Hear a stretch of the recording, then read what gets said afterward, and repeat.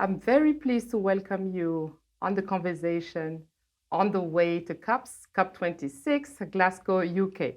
And I'm very pleased to welcome my dear friends Jessica Espinosa, 2X Challenge Chair and the Vice President of DEJ. She will explain you later on what it is.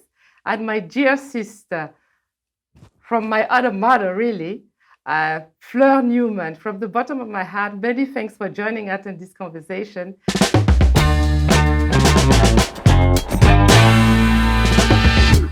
So, Fleur, I really would love to hear from you about the discussion is going on, and also at the moment we have the G7 discussions about how the gender lens is going. And so, as we promised to don't use big words, can you also explore and give us what does mean gender lens? Thank you for joining us. Really, we much appreciate it. Floor is yours. Climate change. In other ways, it's quite simple. We live in a planet that has planetary boundaries, and we are living beyond those. So the way in which our ecosystems work rely on a certain balance, and we have disrupted that balance by the use of fossil fuels in our development, and predominantly. So it's a systems issue, and gender is related because it's a human issue. And anytime there's a human issue, there's going to be different perspectives to it. So, and climate impact people differently depending on where they live, what their responsibilities are in life. And that is also gendered. So in many respects, in many parts of the world, women and girls are primarily responsible for food, for energy, for water gathering. And all of those are being impacted by climate change. So if we don't pay attention to the existing inequalities, we're just going to create, as we move into a new greener economy, we're going to recreate the same inequalities. So I really like what you say to pay attention on gendering it, and that, for instance, your dad if your mom, they have the same degree, for instance, that the salaries might be also the same. That is what it means gender balance. Jessica, she's a young woman who's walking the talk.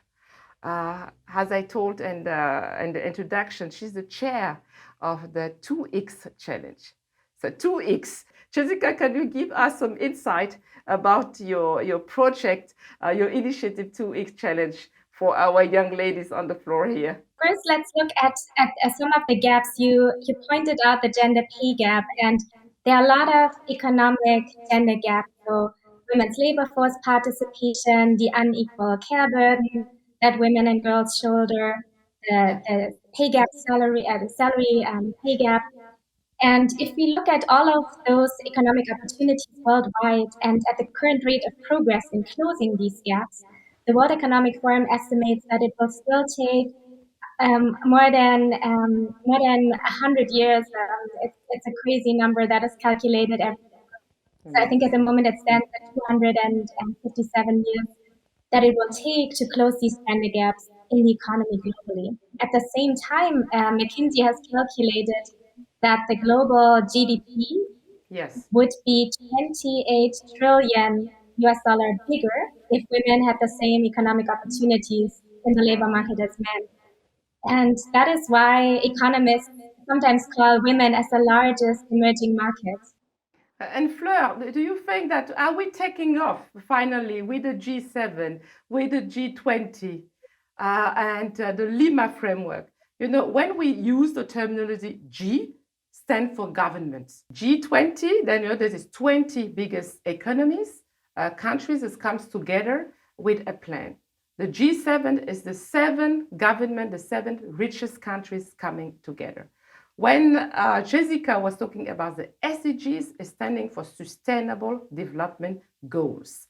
That's we need to go more and more sustainable on our daily life, what we are doing. Yeah, so it's a 5-year work program, and so we're now in the second year, Yeah. and it covers different areas. So it covers things like finance, and it covers capacity building and communication, and coherence. Jessica, your take on this one? How are your organization? Of course, you have different hats. The hat on the vice president of the German DEG, and also the chair of the 2X Challenge. How, for instance, continue on the what Fleur just said to regards to entrepreneurship. For instance, what are your organization, or can you share with us also concretely that people can get the essence on what it is, gender lens, gender investment lens, so that means for us. Yes, very happy to. So when we started the 2X challenge at the G7 summit in 2018, there Wow. wasn't a clear definition of what it means to invest with a gender lens and how the private sector can invest into women's empowerment. Okay. And so we created the 2X investment criteria, which are today a global standard for gender lens investing. At the moment, the finance gap for women entrepreneurs in emerging markets stands at $1.7 trillion. Okay. That is, it's a huge gap, but also a huge investment opportunities. We are working with local partner financial institutions, and we Yes. help them to identify this market opportunity and to develop products and services that are specifically tailored to the needs of local women entrepreneurs. So how, and I think that the trillions, the 1.7 trillions, and I like the word that you say, it's opportunities. That's how you guys here, Anna and Sophie, that you are the opportunity. You are our opportunity. So in Zambia, we worked with a big financial institution that is Yes. a leader in agri-finance. Okay. And we helped them design a product, a credit product specifically for women entrepreneurs in agribusiness. So these are very Okay. small businesses that often have, very green businesses in agriculture and sustainable agriculture. And so together with the bank, we really looked at the needs of these entrepreneurs and then designed a credit product that does not require the traditional collateral, but Okay. either does not require any type of security or an alternative collateral, like, for example, inventory that women entrepreneurs Yeah, coming can back with what you say, that we're opportunity, and that so it's a value add there, because for the banks, of course, I often used to say that we the women, we are AAA, but we do not benefit on the AAA rates, and that's what the 2X challenge stand for. And I think that is really the future going forward, that banks and financial intermediaries don't only support women entrepreneurs with finance, but also with access to market, with additional training, contacts, and all of those additional services that are necessary. The idea here is to highlight some of the key issues, the key areas that are of concern and have been identified as of concern for youth around the world. It's looking at the, again, different aspects of the economy, and this will be an opportunity for these youth delegates to talk about it and come up with ideas that they'll then present to ministers at pre-COP.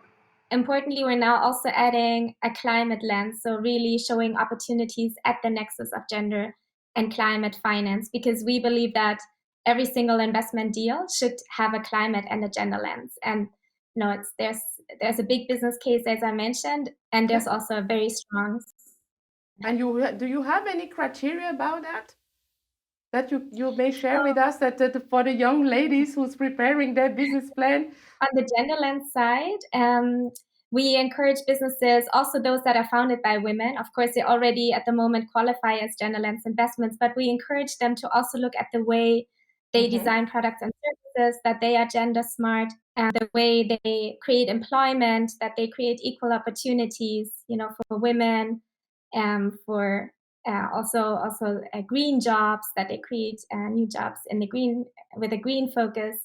And in terms of climate, it depends a little bit on the business, but contributing to our target of net zero economies, innovating. I think there's a lot of room in all of the economic sectors to really drive innovation. And that is something that we especially see from youth entrepreneurs. So I think there is a great opportunity for girls like Anna and Sophie to get involved. Yeah. So Anna and Sophie, you listened to Fleur and Jessica. What is your thought about it? Can you give us your feedback?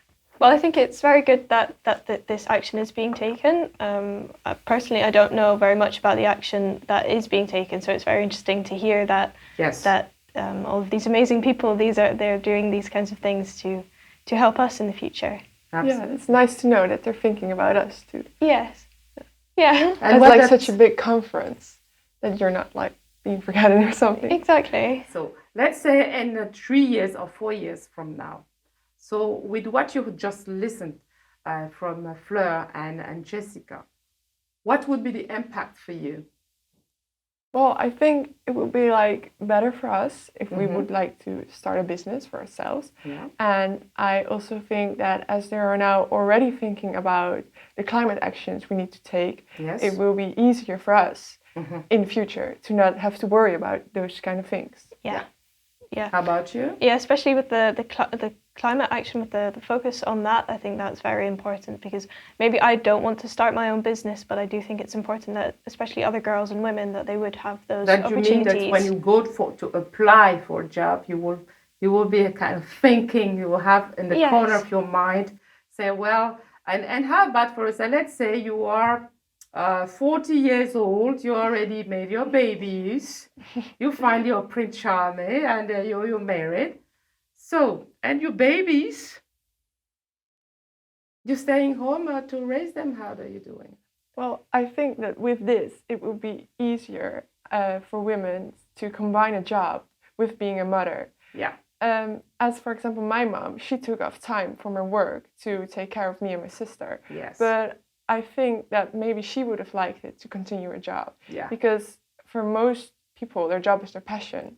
When working from home and being online, it's even more stressful as you're with your kids all the time. And instead of taking them to the daycare, I think it's more stressful for women. And it's another level added to what they're already doing.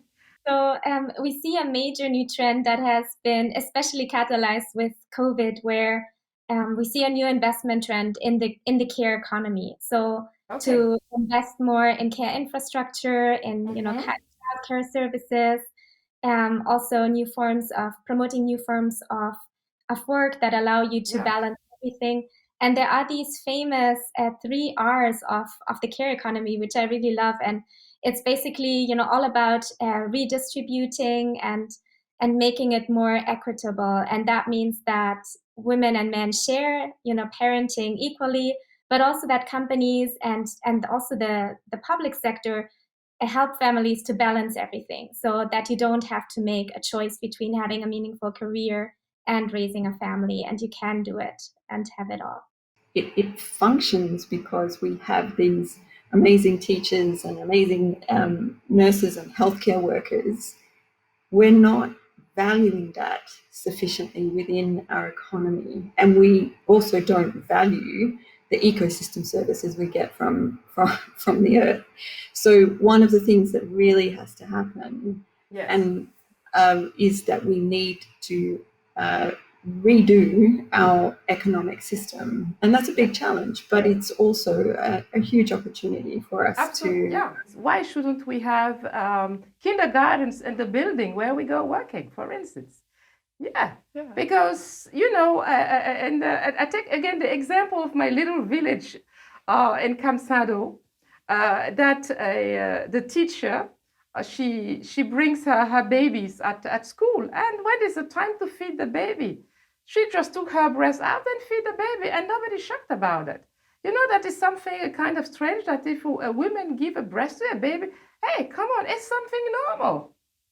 It's give you immunity for any bacteria, and this is just a normality, And I think nobody. That's why it's important that you get involved at the early stage when you go, for instance, to apply for a job, that is part of your criteria. Do they have a childcare in the building? Well, maybe they could even start discussing it in schools. I mean, like, it's such an important topic. Absolutely. And I feel like in schools, it's just not even spoken about. No, it's just glanced over. Yeah. There's no like real focus on gender inequality. It's just something that's pushed away in a corner. Yeah. And I think that if more girls and everyone really knows more about these things and that these things can be implemented, that it would help. Yeah, it would help all of us in the end. Yeah. I even know a lot of girls, then there will be sometimes a teacher who said, like, okay, these chairs need to be removed. Can I have some strong boys? Yes. And everybody would be mad, because why can girls do it? We're as strong as boys. There's no difference. We are. No.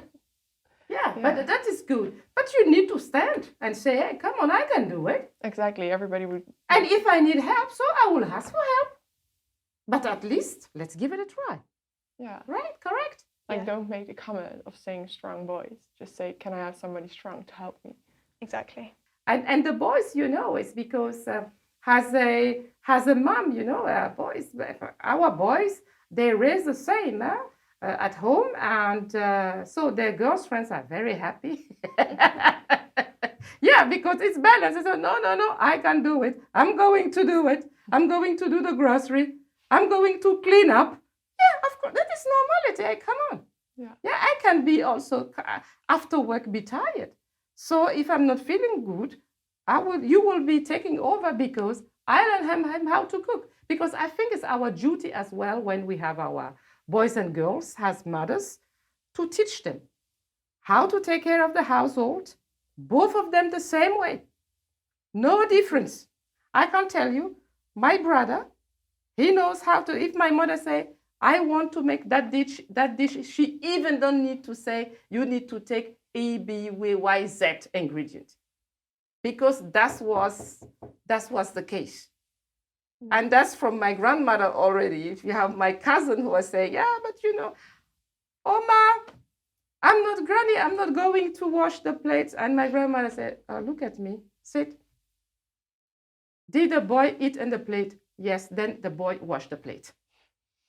Simple as that. But you know what? We're still talking about this. So yeah, you were the family. Yeah, those don't underestimate. We, the mothers, we shouldn't underestimate our influences on gender lens. We are responsible, and we need to stand for our responsibility, because we are giving birth. Whatever happens coming from our stomach. So it's our responsibility to have our kids empowered, our girls powerful, standing for their beliefs, and say, well, I want to do that job, that they can embrace it. Of course, we are here to encourage you to do that. So what are you nodding? So what do you want to say more? So we want to hear from you. Well, yeah, I Sophie. think boys, girls, and everyone in between, they should be brought up equal and should be brought up the same. Everybody should know how to do their own laundry and do their own washing up. And even at school, you notice that there's sometimes a bit of a difference between how girls are treated when they don't have their homework and when boys are treated when they don't have their homework. Okay. And I think that, yes, there shouldn't be a difference in who does this and who does that, because they're not gendered. Anyone can do the same job. Yeah, I think it's important that even when, for example, boys go off to college or to university, some of them don't even know how to do their own laundry, but girls usually do, because that was the way it used to be. But we can change that. We can make sure that boys also know how to be independent. Yeah, absolutely. And it shouldn't just be on us to teach them to do it. They should be able to, stand up and say, okay, I'll do the laundry today. They should know how to learn and to do it. And like, not being that boys can't be independent. I don't mean that, but it's not how it is right now. And that needs to change. Yeah, masculinity sometimes stands in the way of someone doing something like laundry. Yeah. Yeah. And that should be removed. And it can be hard sometimes to stand up and say things, but in the end, that's how change happens. And so, and you are not alone. So it's great to hear that you are prepared to be courageous, because we need courage right now, and we need big ideas, and we need commitment to creating the world that that we all deserve and that we can achieve. It's not that it's not achievable. This is the thing. It requires political will, and it requires some commitment to changing things. But the more people who join the transformation, the better. It is really joining the transformation, and I like that you push on the button circular economy. So I was wondering how for Jessica to close on this one, how can we monetize, for instance, the path that the women they are contributing on mitigating, reducing the emissions of CO2, as we are lowering the pressure on the resource, on materials. Women's unpaid labor has been so undervalued, and it's not only the unpaid care work, but it's also, I mean, women have contributed so much work to their communities, to environmental protection, and there are ways to monetize this. And I think we should start, to really make this part of the way we measure economic success, the way we value and also monetarily value work that is generated in our economy. So yeah, I would love to work with you on this. Sounds like an exciting project. Yes, absolutely. Meeting schedule out there. Thank you so much. Your tech ladies. What do you want to how your closing words? Well, I think that we now are realizing that how it is now is wrong, and how it went in the past is wrong. But if we take action now, and I don't just mean we as youth, but everybody, that we can have a future in which is different, which there is no inequality between boys and girls. Yeah, and I think Hannah and I were both very grateful for Jessica and Fleur for paving the ways for us, and making our future and everyone's future really a nicer place, hopefully. Thank you very much for watching us, for giving us the privilege of your time. And again, I look forward to the next episode on the way to Glasgow COP26 UK. Stay tuned with us, because together we are inspiring each other and we go for implementation, because the actions counts. And don't forget this, whatever happens, be cool to yourself, and the planet will be cool to you. Thank you for watching. I'm Her Royal Highness, Princess Abze djigma.